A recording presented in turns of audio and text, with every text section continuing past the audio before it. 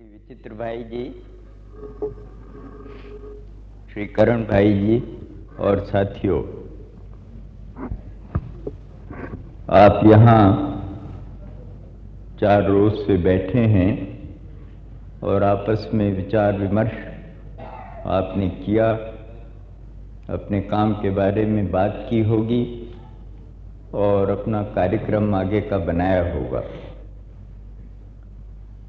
मैं कोई बहुत विशेष बात, खास बात तो आपके सामने इस समय क्या कहूँगा, लेकिन हम सब के सामने आज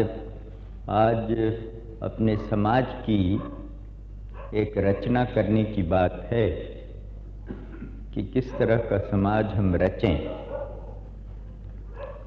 और वो समाज ऐसा हो जिसमें साधारणतः हर आदमी को रहने, खाने, पीने की सुविधा हो। जिन शब्दों में उसे कहना चाहें कह सकते हैं, लेकिन वास्तव में तो बात यह है कि हम किस तरह अपने देश की गरीबी को मिटा सकते हैं, लोगों को काम दे सकते हैं और ऐसी अपनी व्यवस्था कर सकते हैं जिससे देश की शक्ति बढ़े, देश में धन बढ़े और फिर हर कुटुंब की एक जो वार्षिक आय है, सालाना आमदनी है, वो भी बढ़े। यूँ तो सभी हमारे कार्यक्रम जो प्लान के प्रोग्राम हैं वो बढ़ रहे हैं, तरक्की कर रहे हैं। उद्योग की जहाँ तक बात है, उसमें देश ने पिछले 10-12 वर्ष में बड़ी उन्नति की है और बड़ा विकास हुआ है, क्योंकि जो मौलिक हमारे उद्योग हैं, बेसिक इंडस्ट्रीज, उन पर काफ़ी जोर दिया गया है। चाहे वो स्टील हो, चाहे वो मशीनों के बनाने का कारखाना हो, और चाहे वो बिजली हो या पावर या फ्यूल, तेल, ये चीज़ें हम अपने देश में कर रहे हैं। माइंस, इसमें भी बड़ी तरक्की हुई है। तो ये सब देश को विकास की ओर ले जाते हैं और इनका होना भी आवश्यक है। आजकल बगैर बिजली के, बगैर स्टील के, बिना पेट्रोल के, बिना कोयले के और मशीनों के बनाने के कारखाने के बगैर कैसे इतने बड़े देश का काम चल सकता है। हम अगर इन चीज़ों को बाहर से मंगाते रहें तो हमारी आर्थिक दशा सदा निर्बल रहेगी, कमज़ोर रहेगी। इसलिए आज की दुनिया में ये समझना कि हम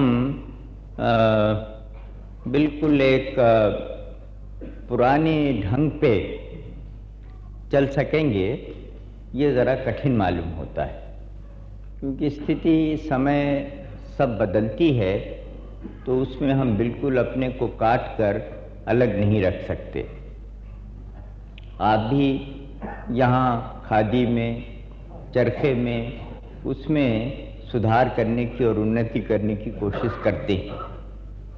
1 तकवे, 2 के बजाय 3, 4, 5, 6 तकवों का अंबर चरखा, या अभी धान कुटाई के लिए एक छोटी सी मशीन। इस तरह से एक मशीनों की ये दुनिया है और ये मशीन ठीक है, कुछ बड़े कुछ छोटे, अपने अपने देश की हालत और अवस्था पर ये बात निर्भर करती है कि कि हम किस किस तरह के मशीनों का उपयोग करें, प्रयोग करें।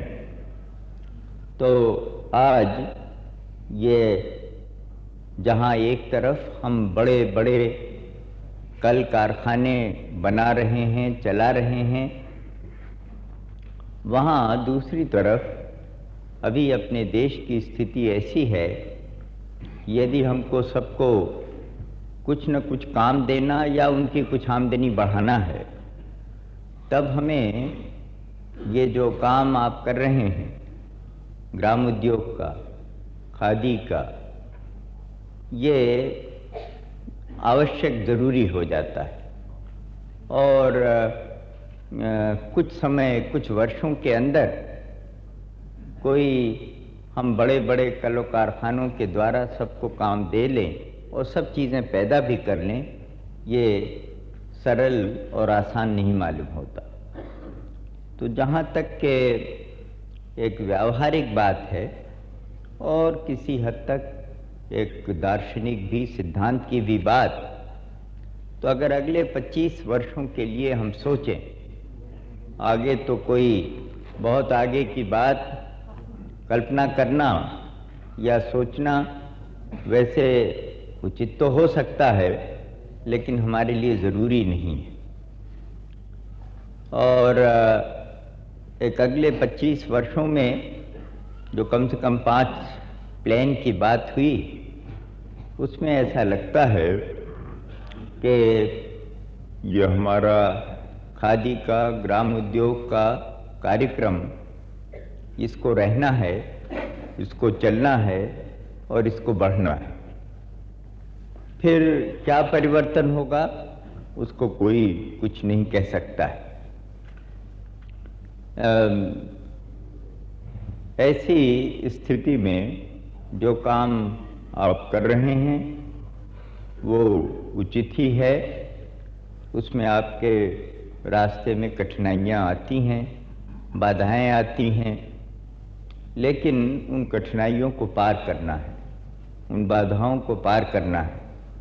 और जो एक बड़ा हमारा इस देश के निर्माण का कार्यक्रम है, उसमें आपको अपने कार्यक्रम को खपाना है और मिलाना है।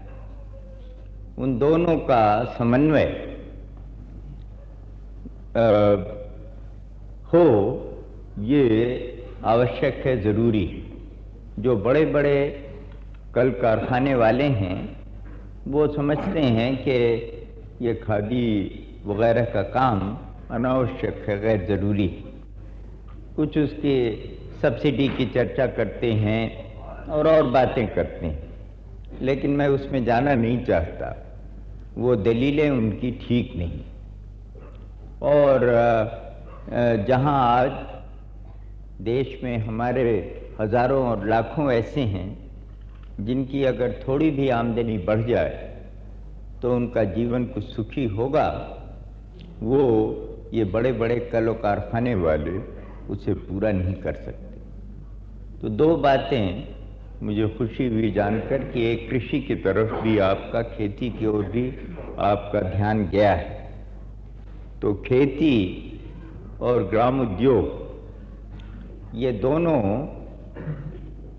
अगर हमारे आज गांव के अंदर इनकी स्थिति, इनकी दशा सुधरे, तो फिर बहुत, यानी 90% आबादी हमारी,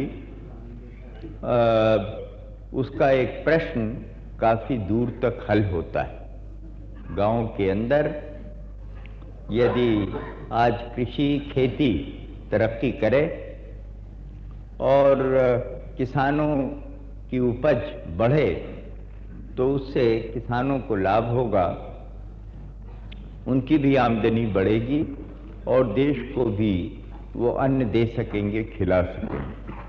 आज तो आप जानते हैं कि हमको करोड़ों रुपए का अनाज बाहर से मंगाना पड़ता है, और ऐसी स्थिति में हमारे देश की आर्थिक शक्ति बढ़ नहीं सकती जब तक कि हम अपने देश को अनाज के संबंध में स्वावलंबी नहीं बना लेते। तब तक हमारी एक निर्बलता रहेगी, एक कमजोरी रहेगी। तो ऐसी स्थिति में कृषि और खेती की ओर आपका ध्यान जाना अच्छा है। मैंने तो कहा था ब्लॉक डेवलपमेंट, जितने हमारे ब्लॉक्स हैं उनमें तो मैंने ये कहा था कि हर एक खेती, हर एक खेत का, हर एक रकबे का उसका पूरा लेखा जोखा ब्लॉक में रहना चाहिए। कितना 1 एकड़ या 2 एकड़, जिसकी जितनी जमीन है, वो उस जमीन में क्या पैदा होता है और कैसे वो पैदाइश बढ़ सकती है, और एक फसल के बाद वो बढ़ी या नहीं बढ़ी, बढ़ी तो कैसे बढ़ी, घटी तो क्यों घटी, ये पूरा एक ब्यौरा होना चाहिए। जिस तरह से पटवारी अपने पास एक लेखा जोखा पूरा हर जमीन का रखते हैं, वैसे ही ब्लॉक के पास पैदाइश का जो चीज उत्पन्न होती है उसका एक लेखा जोखा रहना चाहिए, और फिर उसके अनुसार जहाँ कमी हो उसको पूरा करना चाहिए। अब चाहे कुआं बनाना हो, चाहे रहट लगाना हो, चाहे अच्छे बीज की बात हो, चाहे छोटा मोटा कोई अच्छा हल हो, या अच्छे बीज डालने का डिम्पलर वगैरह हो, ऐसी चीज़ें भी, छोटी छोटी चीज़ें जो कि आज हमारी पैदावार को बढ़ा सकती हैं, ऐसी चीज़ों का इस्तेमाल हो और उसे ब्लॉक के लोग करें, काम करने वाले, पंचायतें उसमें अपना हाथ लगाएं, बढ़ाएं, तब जाकर हम अपने कृषि की उत्पत्ति को निश्चय ही बढ़ा सकते हैं। मुझे इसमें कोई संदेह नहीं है। एक भावना किसानों के अंदर पैदा करनी है कि वो जो उनको सुविधाएं मिलें उसके साथ वो एक अपना एक मनोबल, एक अपनी दृढ़ता ऐसी बताएं, ऐसी रखें कि जिससे वो ये निश्चय करें मन में कि हमें अपने उत्पादन को, अपनी पैदावार को बढ़ाना है। तो उसमें अगर गांव में काम करने वाले भाई काम करें और उनको प्रोत्साहित करें तो इसमें कोई संदेह नहीं कि हमारे कृषि की स्थिति सुधर सकती है, बन सकती है। आज हमारी सबसे बड़ी आमदनी खेती से, कृषि से ही है, और अगर उसकी पैदावार कम हो तो फिर सारे देश की पैदावार कम हो जाती है। इसकी आमदनी कम है तो सारे देश की, राष्ट्र की आमदनी कम हो जाती है। इसलिए ये आज हमें अच्छी तरह से समझना है कि खेती और कृषि एक मुख्य चीज है, और जब तक हम उसे नहीं बढ़ाते, उसकी उन्नति हम नहीं करते, तब तक हमारा और आर्थिक ढांचा कमजोर रहता है। मैं जानता हूं कि आप खादी और ग्राम उद्योग के काम में आप लगे हुए हैं, या आप उसे करते हैं, और दूसरे काम भी आप करते हैं, लेकिन वो भी हमारे प्लान का, हमारी योजना का एक खास अंग है, और उसे भी जिस तत्परता से हम कर सकें हमें करना चाहिए। मैं जानता हूं कि जिस क्षेत्र में आप रहते हैं, आप लगते हैं या आपका काम होता है, तो वहाँ कितनी एक चेतना जागृत होती है लोगों में, एक कुछ नई शक्ति, नया बल आता है। लोगों को यह अनुमान होता है कि वो भी देश को बनाने में कुछ हिस्सा ले रहे हैं, कुछ उनका उसमें हाथ है, और उससे एक स्वभावतः उनके अंदर प्रसन्नता भी पैदा होती है। यही सेवापुरी सन 47-48 में, फिर उसके बाद कुछ और शायद सन 50 या 51 में, 52 में मैंने देखा था। अब कितना ये बढ़ा है, मैं तो इसकी कल्पना नहीं कर सकता था। इस समय पूरा अंदाज़ा भी नहीं हुआ है रात के समय, फिर भी कितना ये बढ़ाव, ये इस बात को दिखलाता है कि हमारा देश उन्नति की ओर है। और हम सब यदि जुट जाएं तो आज एक बड़ा परिवर्तन अपने समाज में कर सकते हैं। ये इस समय आवश्यकता इस बात की है कि हम जहाँ हैं वहाँ अपने काम को अच्छी तरह से करें। अक्सर हम टीका टिप्पणी दूसरों की करते हैं, समालोचना करते हैं। ये बात कुछ बहुत सर्वोदय या गांधी जी के विचारों से नहीं मिलती। सबसे बड़ी बात तो ये है कि हम अपने अंदर देखें, अपने को देखें, अपने काम को देखें और दूसरों की निंदा करने से अपने को हम बचाएं। आज ज़रूरत समन्वय की है, सिंथेसिस की है, एक संतुलन की है, और जितना काम हो सके अधिक से अधिक वो काम हमें करने की ज़रूरत है। एक ढंग, एक वे ऑफ लाइफ, एक जीवन का तरीका हमारा क्या हो, ये हमें सोचना चाहिए, विचार करना चाहिए। और जो एक ढंग भारत का, भारतीयता का हमारा रहा, जिसे गांधी जी ने दिखलाया, उसे हमें अपनाने की ज़रूरत है।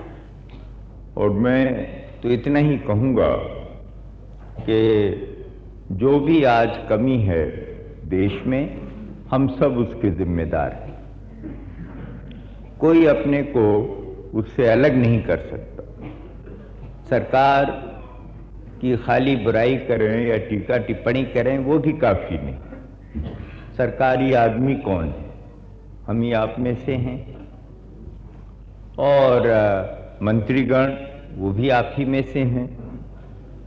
तो इसलिए केवल सरकार की बुराई करना या उसके दोष बतलाना ये काफ़ी नहीं है। और आज ज़रूरत इस बात की है, जैसा मैंने कहा, कि हम स्वयं अपने को देखें और एक अपने जीवन की साधना, अपने जीवन को साधें, जो जहाँ है अपने कर्तव्य को पूरी तरह से, अच्छी तरह से निभाए और एक डेडिकेशन की स्पिरिट में, एक समर्पण की भावना से अगर आज देश को बनाना है तो जब तक हम कुछ त्याग और एक दृढ़ता से काम नहीं करेंगे तब तक हमारा काम आगे चलने वाला नहीं। तो आपको वो भी आदर्श सामने रखना है ताकि दूसरे भी आपसे कुछ ग्रहण करें। और ख़ास तौर से जो इस क्षेत्र में काम करने वाले लोग हैं उनको तो विशेष रूप से अपनी पुरानी मर्यादा को कायम रखकर काम चलाना है, काम करना है। आज मैं कहता हूँ, लेकिन अपनी जिम्मेदारी को काफ़ी फिर वो बोझा लगता है। मैं कहता हूँ कि ये देश कॉमन मैन के लिए है, यहाँ की आम जनता के लिए। और आम जनता की स्थिति यदि नहीं सुधरती तो फिर कोई थोड़े से काम इधर उधर बड़े हो जाएं, वो मेरे मन को संतोष नहीं देंगे। ये बात कहता तो हूँ, लेकिन फिर कैसे ये बात हो, ये एक बड़ा बोझा, एक बड़ी जिम्मेदारी हमारे ऊपर आती है। और मैं चाहता हूँ कि हमारा ये जो अगला प्लान है, चौथा प्लान, वो इस बात को अपने ध्यान में रखे और उसमें ये भी आपका भी काम, खादी ग्राम उद्योग का, दूसरे ये बुनियादी शिक्षा आदि का, ये सब उसके अंदर आता है कि किस तरह इसको हम बढ़ाएं और साथ ही साथ दूसरे भी काम करें। तो वो एक पंचवर्षीय योजना जो हमारी आगे की है, यदि उसका कुछ स्वरूप हम थोड़ा बदल सकें, तब मुझे आशा है कि जो ये कॉमन मैन की बात है वो कुछ चलेगी। कोई बरस 2 बरस में नहीं, लेकिन हाँ 5-10 बरस के अंदर हमारा एक उस तरफ एक प्रवेश होगा, उस तरफ हम जाएंगे, आगे बढ़ेंगे, ऐसी मुझे आशा लगती है। तो मैं इतने ही आपसे निवेदन करूंगा कि जो आपका कार्यक्रम है वो अच्छा है, सुंदर है। भारत सरकार और मैं विशेष रूप से उसका समर्थक हूँ। मुझे विश्वास है कि आप अपने काम को अच्छी तरह से करते जाएंगे और अपने काम के द्वारा ही ये सिद्ध करेंगे कि ये कार्यक्रम देश के लिए, समाज के लिए आवश्यक है और लाभदायक है। मैं और अधिक कहना नहीं चाहता। आप सबको बहुत धन्यवाद।